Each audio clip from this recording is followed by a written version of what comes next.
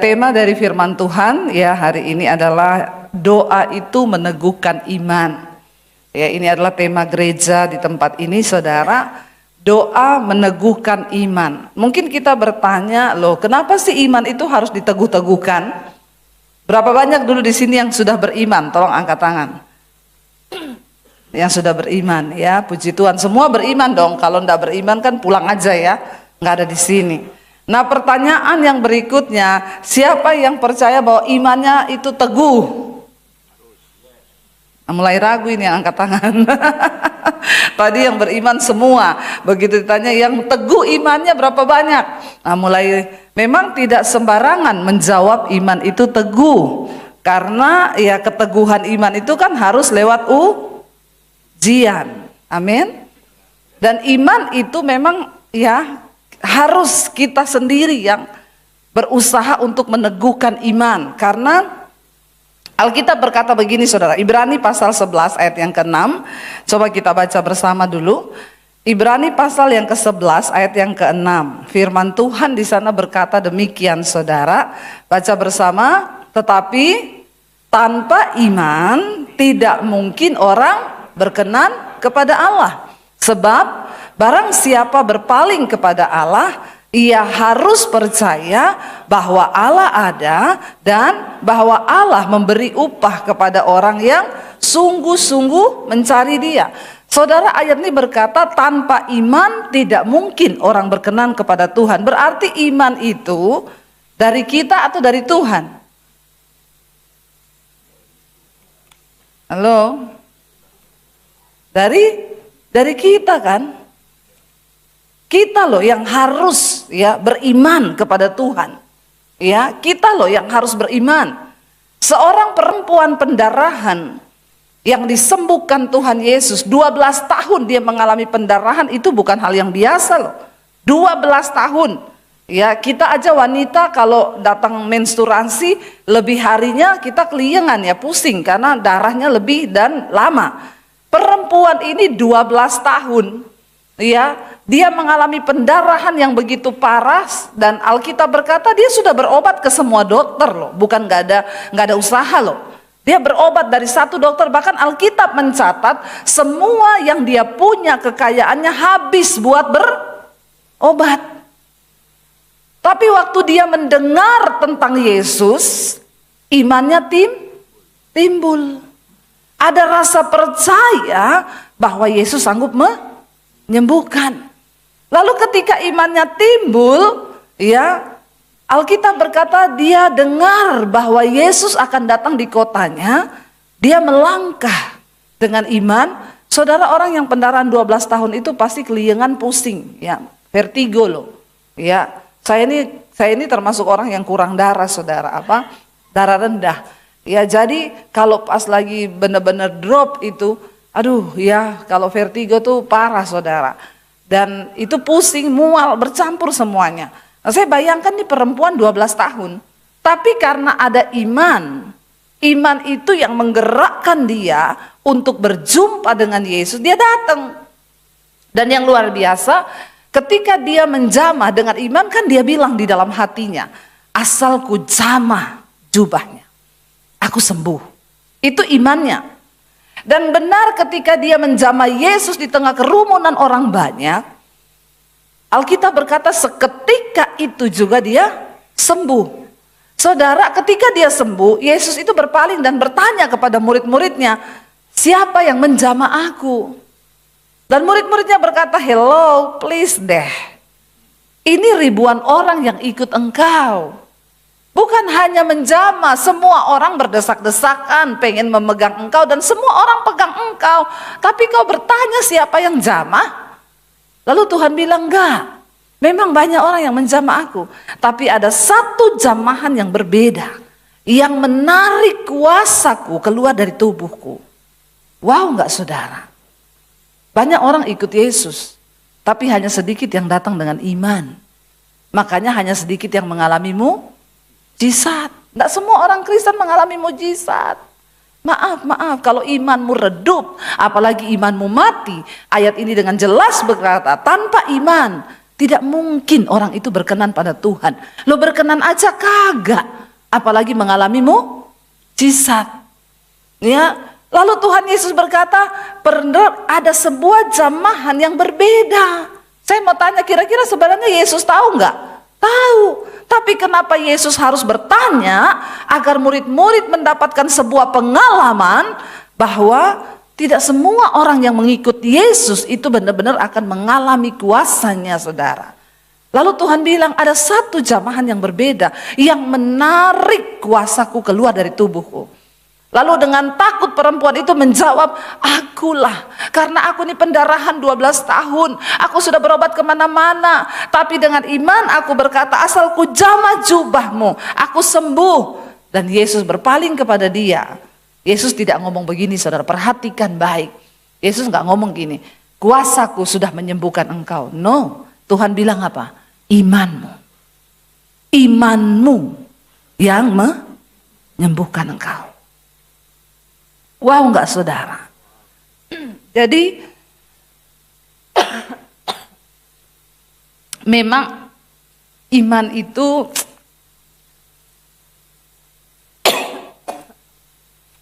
saya terlalu bersemangat.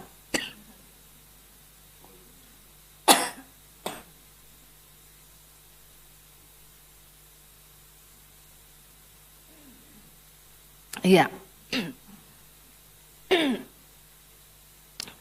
Saudara, iman itu sesuatu yang luar biasa banget loh.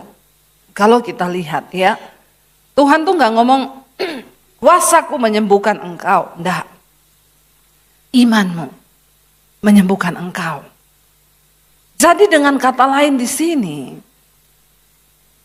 iman yang bagaimana yang bisa menarik kuasa Tuhan bekerja dalam hidup kita, saudara.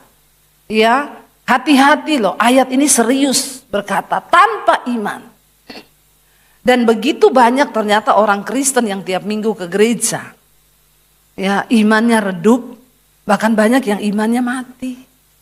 Makanya kita kalau ketemu, gimana Pak? Ya, begini-begini aja lah. Mau di apa lagi? Memang keadaannya sudah begini kok. Kita sering mendengar banyak orang begitu. Padahal Kristen, setiap minggu dia ke gereja. Saudara, untuk iman kita hidup, untuk iman kita itu aktif, ya, itu harus ada usaha dari diri kita. Ya, salah satunya itu doa. Doa itu meneguhkan iman.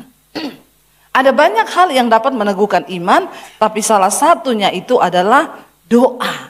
Mari kita lihat bersama Yakobus pasal yang pertama. Yakobus pasal yang pertama, ayat yang ke-5 mulai sampai dengan ayat yang ke-8.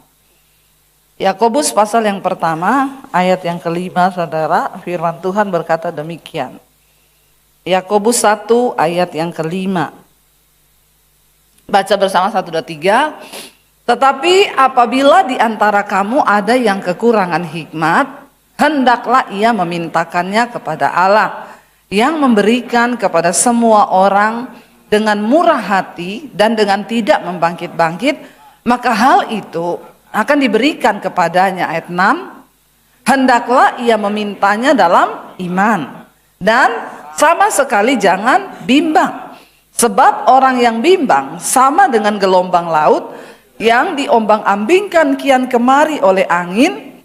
Orang yang demikian janganlah mengira bahwa ia akan menerima sesuatu dari Tuhan. Lalu baca ayat selanjutnya, sebab orang yang mendua hati tidak akan tenang hidupnya. Saudara, ya, kalau kita lihat ayat 5 tadi dikatakan, jika ada di antara kita, ini kan tentang hikmat ya, yang kekurangan hikmat. Coba diganti ya, kekurangan apa saudara hari ini? Uang ya, langsung ada yang jawab uang. Ya, jika ada di antara kamu yang kekurangan uang, tadi kan kesaksiannya Pak Halim ya. Tadi kesaksiannya kan sama toh, pas Covid ya, deg-degan, gaji staf harus dibayar, padahal dari pemerintah nggak tahu ada turun atau tidak.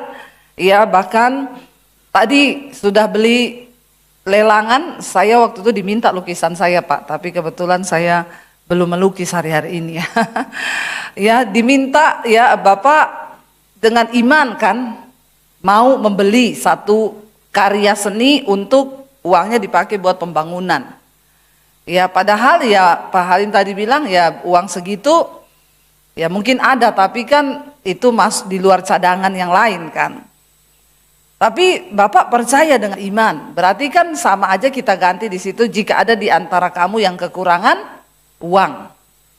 Banyak orang itu saudara kalau mendengar khotbah gini, saya lihat khotbah-khotbah saya itu ditayangkan di Instagram, di YouTube, ya enak aja loh. Utang kok minta Tuhan turut bekerja. Ya makanya kau tidak pernah mengalami mujizat. Karena kau tidak percaya bahwa Tuhan itu sanggup.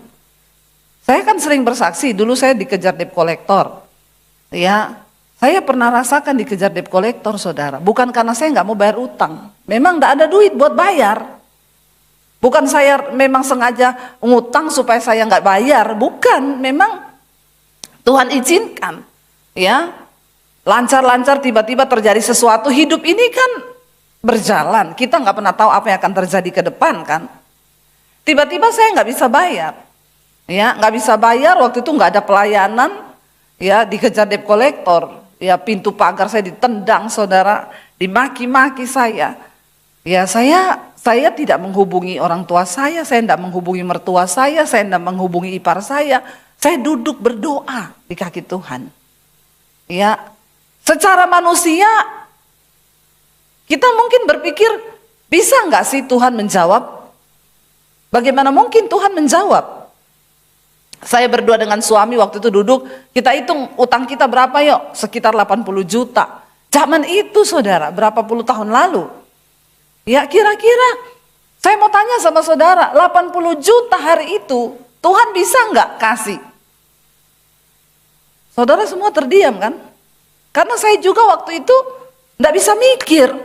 Nggak bisa mikir uang 80 juta berapa puluh tahun lalu itu bagaimana bisa Tuhan kirim. Tapi bagian kita memang iman itu sesuatu yang tidak gampang untuk dipercaya. Namanya aja iman itu dasar dari segala sesuatu yang kita harapkan dan bukti dari segala sesuatu yang tidak kita lihat. Di dalam iman ada dua aspek, yaitu harapan dan bukti. Saya mau tanya, harapan sudah terlihat belum? Namanya juga masih ya berharap. Tapi kita bersyukur punya Tuhan yang tidak PHP.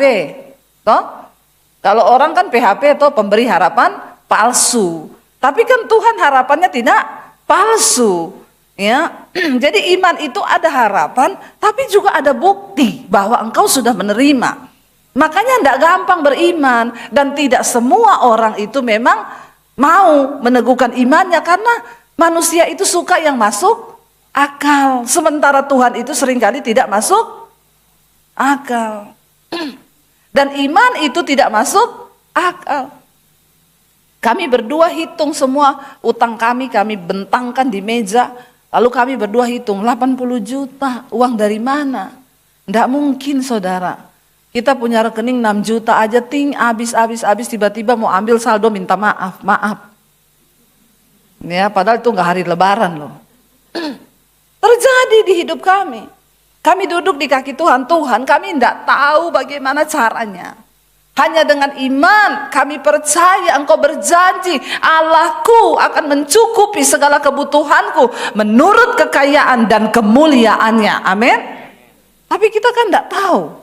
Saya juga tidak ngomong-ngomong ke orang-orang. Ya udah kita duduk berdoa. Tiba-tiba ada satu ibu saudara, Bu Debi, saya pengen, maaf ya, saya di sini kayak beginilah khotbah saya ya. Siapa suruh undang saya? Saya yakin kalau Pak Julius pasti nggak marah-marah ya. Sama saudara itu alem, ayu, kalem, lembut ya. Saya ini orang Solosi. Suami saya Solo, tapi saya Solosi.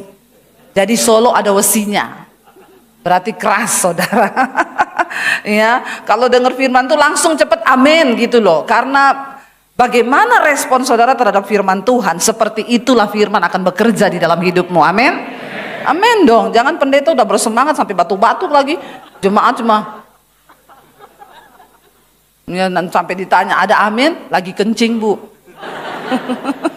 Karena tidak ada amin, saudara ya. Saudara, benar-benar itu terjadi loh. Secara nalar kan tidak masuk akal toh. Tapi Tuhan itu suka bikin yang tidak masuk akal. Kalau engkau tidak beriman, salahmu sendiri. Salahmu dewe. Makanya engkau nggak pernah ngalamin yang tidak masuk akal. Karena kau malas beriman. Memang untuk beriman tuh butuh energi. Ya, butuh kekuatan, percaya yang tidak ada menjadi ada. Loh saudara kan baca di Alkitab banyak kisah-kisah mujizat. Heran kalau orang Kristen tuh nggak percaya dan tidak mau melibatkan Tuhan. Tiba-tiba ibu itu telepon, Bu saya pengen ketemu ibu. Kami ketemu, dia bilang, saya nggak tahu Bu, tapi Tuhan suruh saya.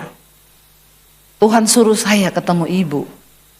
Dan Tuhan suruh saya memberkati ibu dengan uang 100 juta. Oh, ndak wow lagi toh. Malah melongo. Melongonya masih bertanya gini, tenan apa ora ya? Tenan iki, tenan. Beneran. Ya. Loh 100 juta loh. Utang saya berapa tadi? Berarti masih sisa berapa? Masuk akal enggak? Tapi terjadi enggak? Loh seorang jandanya Nabi datang kepada Elia, saya ini loh dikejar-kejar orang utang. Suamiku sudah mati dan anakku sudah mau diambil menjadi budak. Lalu Elia tanya, kau punya apa di rumah? Ndak punya apa-apa. Mungkin kalau dia jawab, punya kulkas, TV, ya jual dulu TV dan kulkasmu itu buat bayar utang toh. Tapi dia jawab apa? Tidak punya apa-apa, cuma punya buli-buli tempat minyak. Masuk akal enggak saudara? Lalu Elia bilang, masuk kamar, tutup pintu. Pinjem buli-buli dari tetanggamu, jangan sedikit ya, pinjem. Dia pinjem sesuai kapasitas imannya. Ya, kalau dia pinjem 8, ya 8. Tapi kan masalahnya dia belum tahu dulu ini buli-buli buat apa toh. Kalau Elia kasih tahu, nanti buli-buli itu akan terisi minyak. Dia pinjem pasti satu RT punya semua dia bawa toh. Masalahnya itu Tuhan gak kasih tahu dulu toh. Tuhan mau lihat imanmu. Karena iman itu sesuatu yang belum terlihat. Tapi kau percaya. Ya mungkin dia sambil pinjam buli-buli itu dalam hatinya mikir, buat apa ya suruh pinjam buli-buli, jangan terlalu sedikit, buat apa ya? Tapi dia lakukan. Ya. Lalu dia bilang masuk kamar, ya lalu kamu tuang minyak yang sisa di anumu itu, tuang terus ya. Dituang ternyata penuh, digeser penuh sampai dia bilang anaknya, lagi enggak ada mak. Mungkin dia bilang sama anaknya, lagian kamu tadi kenapa nggak pinjam Pak Lurah punya, Pak RT punya, semua kayak kamu pinjam. Habis mak. Entek saudara. Ya kapasitas imannya segitu. Tapi akhirnya ketika penuh, lalu Elia bilang, jual, bayar utangmu. Dan hiduplah dari sisanya. Masih ada sisa enggak? Ada loh. Tuhan itu berkati selalu ada sisa loh. Pak Halim, sisanya banyak toh? Banyak sisanya toh. Bisa dibagi enggak Pak? Ya emoh ya. Suruh beriman sendiri ya Pak ya. Beriman dewe-dewe saudara. Supaya kita mengalami Tuhan. Masalahnya banyak orang itu percaya Tuhan. Tapi enggak percaya kuasa Tuhan. Ya, enggak percaya kuasa Tuhan. Dikatakan di sana, kalau ada di antara kamu yang kekurangan apa? Hikmat, kekurangan uang, kekurangan kesehatan. Banyak orang itu ngomong sama Tuhan mau bicara uang. Loh, libatkan Tuhan dalam keuanganmu. Banyak perkara uang yang Tuhan lakukan di dalam Alkitab. Ya, ketika murid-muridnya juga nggak punya uang, mereka mancing keluar uang dari mulut ikan. Itu masuk akal nggak saudara? Tidak masuk akal juga toh. Masa sih ikan tiba-tiba ada uang di dalam ikan itu? Ya, habis ini semua langsung pergi mancing ya. Tapi dari situ kan kita lihat toh, berarti Tuhan itu ada-ada aja cara kerjanya kan. Yang memang yang enggak masuk akal. Di tengah masa pandemi, saya dan suami, saudara, uang kami itu di bawah 10 juta, bertahan 2 tahun, bagaimana caranya? Coba saya mau tanya, di bawah 10 juta loh. Saya belum kenal Pak Halim, belum kenal Pak Julius. Kalau udah kenal bisa Pak pinjam duit dong ya. Pinjam 100 dulu Pak, biar tali silaturahmi tetap terjaga. Sekarang kan banyak orang pinjam 100 dulu toh. Saudara, ya, kita nggak tahu mau bertahan hidup bagaimana dengan uang di bawah 10 juta, anak 3, pandemi datang, pelayanan berhenti. Dan saya dan suami itu, Pak Halim masih bisa berharap ada gaji dari pemerintah. Saya dan suami ternyata kami ini terlalu berani percaya sama Tuhan. Kita ini ternyata tidak ada gaji bulanan. Loh, kita ini tidak full time di satu gereja. Ya kayak tadi Bapak bilang, penginjil lepas kita Pak, bebas. Tapi juga ya memang gajinya juga terjun bebas. Memang harus pakai iman. Jadi penginjil bebas itu tidak gampang saudara. Ya gajinya itu harus pakai iman memang. Makanya kita ini tidak bisa kredit rumah, cicil rumah itu tidak bisa. Bank selalu tanya, ibu ada penghasilan? Ada. Dari mana? Dari sorga. Lah berarti slip gajinya bu. Kalau slip gaji ya namanya juga dari sorga, slip gajinya dengan iman mas. Oh jadi tidak ada, ya dengan iman. Kata masnya, maaf ya bu, bank belum terima slip gaji dengan iman. Karena kebetulan bos kami tidak beriman. Jadi tidak bisa. Jadi kami ini ditolak, tidak bisa kredit, tidak bisa apa, karena tidak punya slip. Lah disitulah kita pakai iman. Gaji kita dari sorga cair kalau ada iman. Nggak ada iman ya tidak cair. Karena semua yang di sorga digerakkan oleh iman. Saudara, akhirnya pandemi datang. Saya cuma menguatkan hati, kita berdua saling menguatlah, namanya orang hidup dengan iman toh. Saya bilang sama suami saya, kita dulu pernah melewati lebih sulit dari ini loh. Jadi kalau terjadi sesuatu, udah kita jual rumah Jakarta, kita pulang Solo aja. Ada pondok mertua indah. Walaupun tidak indah kan, tapi ya harus indah karena cuma itu yang kita punya. Tapi saya bilang, jangan batasi Tuhan. Tuhan mampu melakukan sesuatu di luar logika kita. Kita percaya bahwa janjinya ya dan amin. Tiba-tiba saudara pas buka lockdown pertama, saya bilang sama suami, kita antar saya yuk, saya mau melukis, saya mau beli alat-alat lukis. Suami saya bilang, enggak usah macam-macam ya. Gue itu mau ngapa, mau hobi atau mau bener melukis? Ya mau melukis, ayo. Hemat-hemat ya, itu terus yang diulangi. Memang laki-laki itu ya selalu pakai logika atau kalau berpikir kita punya uang ini tinggal sekian loh, nggak tahu kita nih kalau nggak hidup bagaimana. Ya udah ayo anterin, kita ke Gramedia. Sampai di sana saya bilang, Mbak, kanvas yang paling gede ada? Ada bu. Coba berapa ya Mbak? Dia langsung senggol saya. Kalau cuma mau belajar, beli yang 20 cm saja. 20 kali 10. Kapasitas imannya 20 kali 10. Saya bilang, Mbak, yang paling besar. Dia bilang, mahal loh. Paling besar Mbak, ada bu, 1 meter, 1 kali 120 kali 80. Ya udah itu keluarin, saya minta 3 ya. Terus saya minta tinta gini. Begitu bayar di kasir 3 jutaan lebih, suami saya syok. Dia bilang, saya bilang percaya aja lah, saya juga enggak tahu, enggak apa-apa lah ya. Kita beriman lah sama Tuhan ya. Karepmu. Akhirnya kita pulang. Malam itu saya ngelukis saudara. Suami saya lagi ngedit video, saya ngelukis. 2 jam selesai satu lukisan. Dia keluar, waktu dia masuk ke kamar, dia kaget, dia bilang, lukisan siapa ini? Saya bilang, ada siapa di sini? Ada siapa? Nggak mungkin loh, masih nggak mungkin loh saudara ya. Ya sudah 20 kali 10. Lihat saya melukis jadi, dia bilang lagi, nggak mungkin loh. Lah ada siapa di sini? Nggak ada siapa-siapa, cuma ada saya.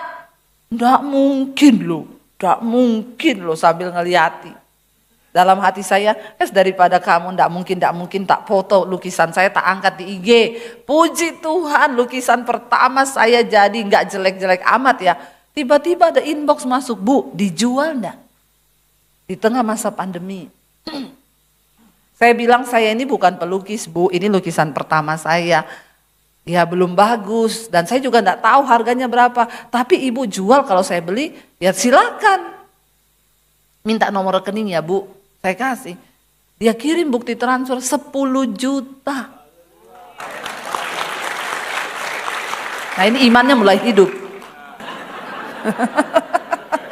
Begitu dengar 10 juta langsung hidup imannya. Ya, saudara, 10 juta saya kaget loh, di tengah masa pandemi orang uang kita dari 10 juta kurang jadi 6 beli itu tinggal 3 juta. Saya datang sama suami saya bilang, "Say, lukisanku dibeli orang." Apa iya? Ini loh bukti transfernya, saya liatin sama dia. Hah? 10 juta? Bukan 10 senti. 10 juta. Dia langsung bilang, "Ayo tak antar lagi yuk beli kanvas." Memang begitulah laki-laki itu ya, sulit untuk percaya bapak-bapak. Ya denger ya bapak-bapak, percaya sama Tuhan pakai logika, tundukkan juga logikamu kepada Tuhan, amin. Kau berpikir bisnismu secara logika begini, libatkan Tuhan, sebab Dia sanggup melakukan sesuatu yang di luar akal logika kita, katakan. Jangan kau pakai akal logikamu bapak-bapak. Makanya survei membuktikan banyak laki-laki yang kena stroke. Ya benar, bukan apa-apa. Ukuran otak laki-laki itu lebih kecil daripada ukuran otak perempuan. Tapi survei membuktikan overload. Ya, memorinya kecil, yang ditampung banyak. Komputer, ya ini iPhone kita aja saya punya 1 tera itu. Gede toh, gede. Tapi karena saya lebih banyak filenya, dia muncul terus, sudah full harus hapus yang lain. Masalahnya kan otak kita ini tidak diperintahkan hapus yang lain, hapus kekhawatiranmu, hapus puyengmu, hapus pusingmu. Jangan kau pikir semua dengan pikiranmu. Nggak ada yang ingetin soalnya, tiba-tiba jebol, pecah pembuluh darah saudara. Karena waktu kau stres, hormon kortisol naik, darahmu mengental. Maka peredaran darah jadi lambat. Makanya Alkitab bilang hati yang gembira itu obat yang manjur. Orang yang gembira itu berarti percaya sama Tuhan, amin. Jangan ya bapak-bapak, karena ukuran otak laki-laki kecil, memorinya full. Ditambah memang enggak percaya Tuhan. Katanya sih percaya sama Tuhan Yesus, tapi imannya mati, enggak hidup. Jadinya jebol. Ya itu handphone kalau kebanyakan, saya punya handphone itu kalau dia sudah bilang kepenuhan memorinya, kepenuhan, hapus yang nggak penting. Saya lupa hapus, besok mati pet. Tapi kan handphone masih bisa dihidupin lagi. Lah kalau orang mati pet. Ya, ini saya ingetin ya bapak-bapak, tolong ya. Karena laki-laki itu memang susah untuk percaya seringkali. Logikanya jalan. Akhirnya jadi saudara. Suami saya bilang, "Ayo kita beli kanvas lagi." Ya, saya ingat pertama pandemi anak saya bilang, "Mam, aku kuliah loh." Aduh dek, orang udah mati semua dek, kamu lagi mau bilang kuliah. Berapa kalau kamu kuliah? 70 juta. Aduh 70 juta uang dari mana? Tapi sini nak, percaya. Kalau memang Tuhan berkehendak kamu kuliah, tidak ada yang mustahil. Saya tidak mau bunuh iman anak saya. Saya bilang, "Mami secara manusia tidak bisa bayar. Kita ini hidup hari ini makan aja sudah bersyukur. 70 juta mami tidak bisa bayar. Tapi kalau Tuhan berkehendak, tidak ada yang mustahil. Percaya itu, doa aja." Akhirnya saya jadi rajin melukis toh. Lukisan yang kedua dibeli orang. 10 juta, 10 juta. Sampai lukisan yang keempat. Saya diundang pelayanan di satu kantor. "Bu, ibu sudah berani keluar, ini semua pendeta tidak ada yang berani keluar loh. Ya, ibu mau ndak? Ini kantor kami sudah buka bu, dan kami butuh pendeta justru untuk menguatkan iman kami. Tapi pendeta semua ndak ada yang berani, katanya takut mati." Saya dengan alasan yang rohani saya bilang, saya doa dulu ya. Itu kan alasan paling rohani padahal ini saya sampai jam berapa ya? 7 menit lagi ya? Itu waktunya ada 7 menit lagi. Saudara, akhirnya saya tuh ya saya memang takut karena teman-teman juga bilang, teman-teman pendeta, Bu, ini yang mati banyak pendeta loh. Jangan keluar-keluar. Ini baru lockdown pertama buka, ini virus nggak tahu nih. Saya doa tanya Tuhan, Tuhan saya pergi apa enggak? Tuhan ngomong nggak tahu diri. Itu jemaat. Ya, mereka demi sesuap nasi kerja pergi keluar karena kalau mereka nggak keluar juga mereka mati, bukan karena corona tapi nggak bisa makan. Nah, kamu yang hamba Tuhan harusnya pergi di saat orang takut begini, kamu beritakan iman malah kamu takut. Saya telepon, oke saya datang besok. Ya, ibu berani mati hidup di tangan Tuhan. Kalau belum waktunya mati, tidak mati. Kalau sudah waktunya biar kau sembunyi di lubang tanah sekalipun, mati juga kau. Itu iman saudara, ya. Akhirnya saya pergi saudara, bukan mencobai, memang iman seperti itu toh. Saya pergi, waktu itu saya melukis yang keempat. Sekretarisnya bilang sama bosnya, Pak, Bu Dewi ini pelukis loh. Saya tendang kakinya saudara, karena saya lihat di situ lukisannya bagus-bagus. Ya, saya minder. Lalu bapaknya bilang, oh iya, sekretarisnya bukain itu saya Instagram. Ibu kayaknya ini lukisan terakhir ibu ya, ini sudah laku belum? Belum. Lukisan pohon ada bayangan di air. Dia tanya, apa arti lukisan itu Bu? Artinya gini Pak, seindah apapun kehidupan orang, selalu ada bayangan masa lalu kita di mana Tuhan pernah bekerja di sana sehingga kita jadi seperti yang hari ini. Wah bagus banget ya Bu, boleh nggak saya beli? Ya boleh Pak, silakan aja. Berapa? Terserah aja. Ya udah saya rapiin dulu ya. Udah berapa hari saya sudah rapiin, pas kasih frame. Sudah Pak, oh iya sopir saya biar ambil ya Bu. Malam itu dia kirim bukti transfer, saya buka 70 juta.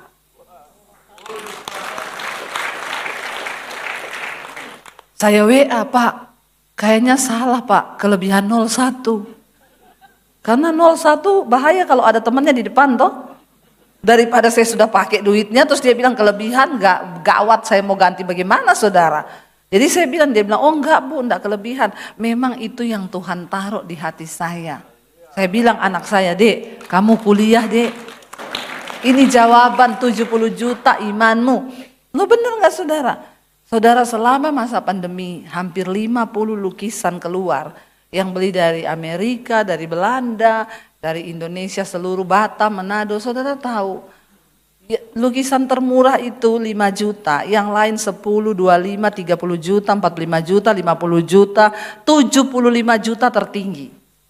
Wow enggak? Wow. Masuk akal enggak? Saya bukan pelukis, saya ini dari SD, makanya waktu saya mau beli kanvas, suami saya bilang, aku menikah sama kamu ini 20 tahun lebih ya. Aku enggak pernah lihat kamu tuh gambar. Terus tiba-tiba mau melukis si piye. Saya bilang, ya saya juga enggak tahu. Ya saya sih bisa gambar gunung, 2, sawah di tengah, jalan, matahari. Itu semua kan gambar kita semua kan dulu waktu SD toh. Lalu ada padi begini. Ya, tapi tiba-tiba Tuhan kasih di tengah masa pandemi. Saya enggak tahu, itu cara Tuhan pelihara kami. Ya, kalau tadi Pak Halim di pandemi Tuhan pelihara begitu, saudara, karena kita aktifkan iman, loh Tuhan itu menjawab, memberkati, menjawab doa itu dia juga lihat-lihat loh. Enggak semua, banyak orang berdoa tapi yang dia lihat tuh yang karena hanya iman yang akan mengetok pintu sorga. Biar kau berdoa ya siang malam kepala di bawah kaki, tapi kalau tidak ada iman, ayat tadi kan bilang tidak berkenan loh. Minta dengan iman. Dan ayat yang ke-6 tadi berkata apa? Jangan bimbang hatimu. Sebab orang yang bimbang sama dengan gelombang laut yang diombang-ambingkan kian kemari. Orang yang demikian tidak mungkin ya menerima sesuatu yang dari Tuhan. Ayat 7 bilang, kalau kau bimbang, ya, kau doa tapi bimbang gak pakai iman, kau tuh seperti gelombang laut yang diombang-ambingkan kemarin. Sudah doa nih, Tuhan bisnisku Tuhan. Tapi masa iya ya? Gak mungkin loh. 1 M loh ini. Gak mungkin. Saya di tengah masa pandemi ditelepon orang, Bu doain ya Bu, saya punya masalah ini Bu, suami saya meninggal, utang saya 200 miliar. Mau kecekik leher saya saudara. Yang utang dia, yang puyeng saya denger, cuma denger loh, denger tok. Denger tok. Ya, puyeng saya denger tok itu, 200 M itu ember atau miliar ya. Dan waktu dia telepon saya, ya saya cuma berdoa Tuhan kasih ayat buat dia. Lalu Tuhan kasih ayat itu Bu, ini yang Tuhan kasih ayat buat ibu ya. Bukan karena kuat dan gagahmu, tapi karena rohku kata Tuhan. Ibu imani dan pegang ayat ini ya. Saudara, berapa tahun berlalu saya ketemu dia, senyum-senyum, gimana Bu? Puji Tuhan Bu, selesai.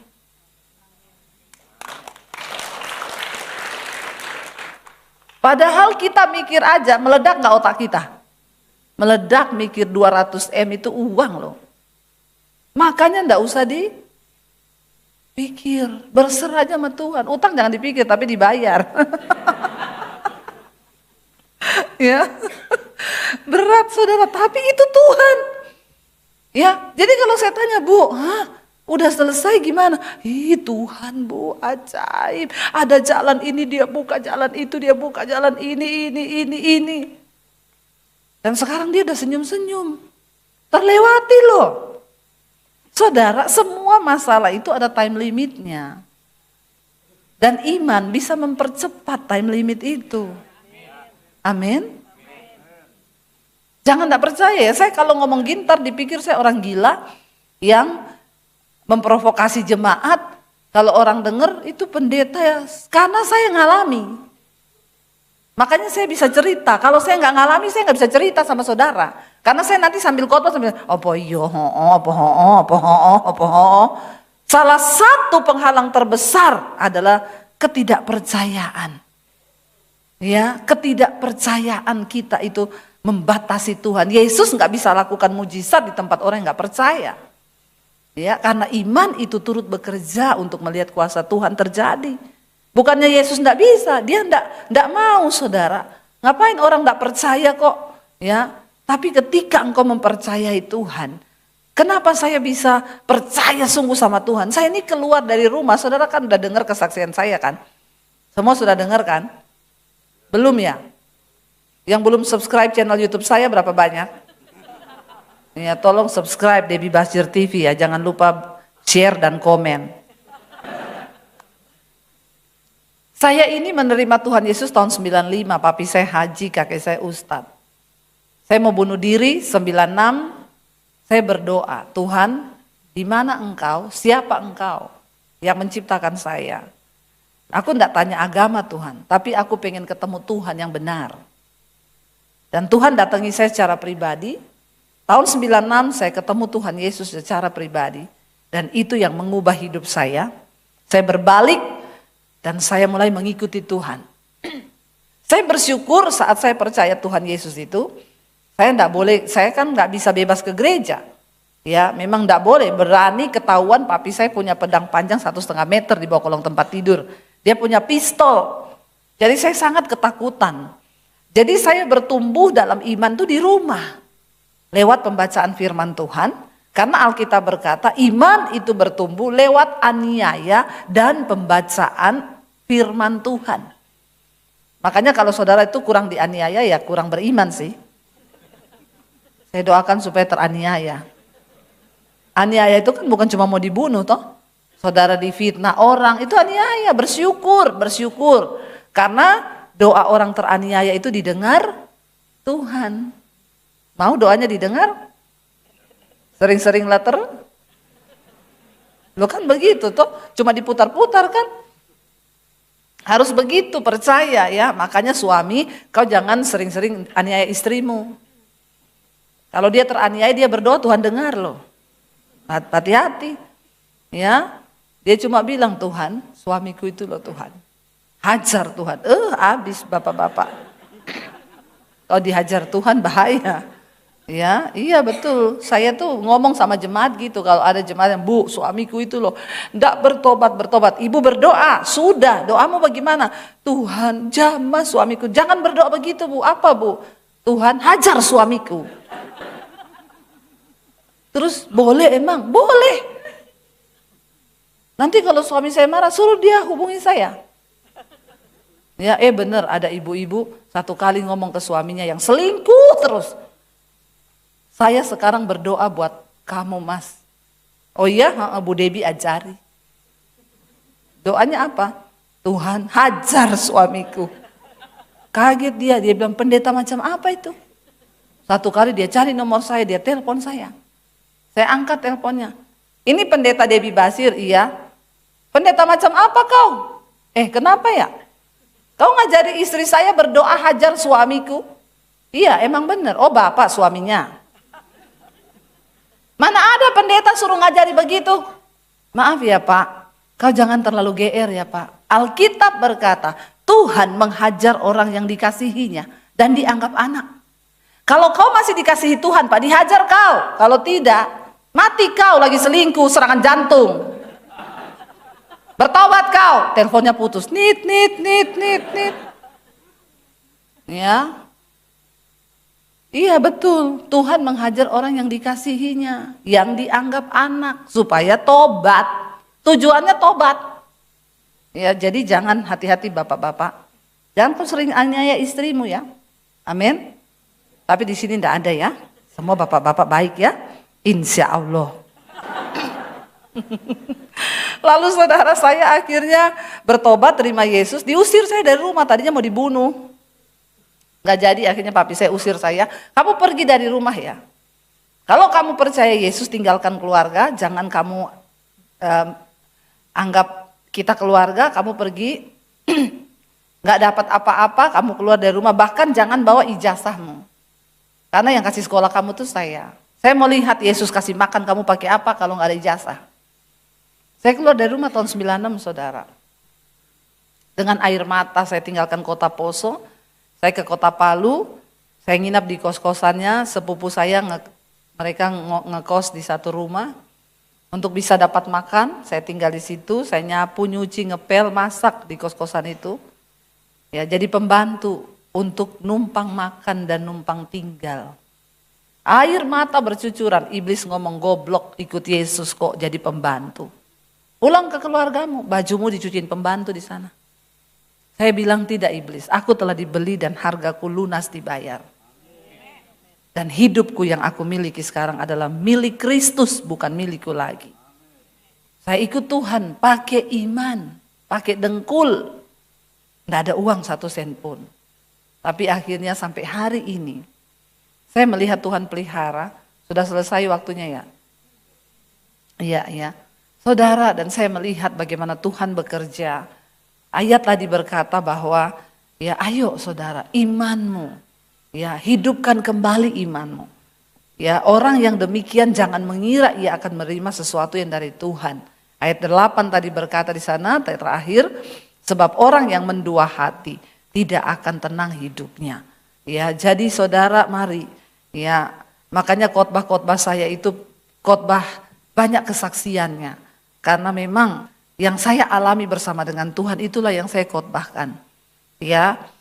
Jadi saudara, kalau Tuhan melakukan mujizatnya dalam hidup kami, tiba-tiba di masa pandemi channel YouTube saya sehari nambah 1000 subscribe.